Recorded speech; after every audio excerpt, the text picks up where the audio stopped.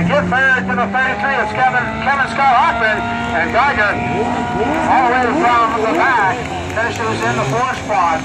Could not quite get that final spot he was looking for, but a great run as he returns the checkers, ladies and gentlemen. A great round of applause for the 51 of Eric Cole out of Lunenburg, Vermont.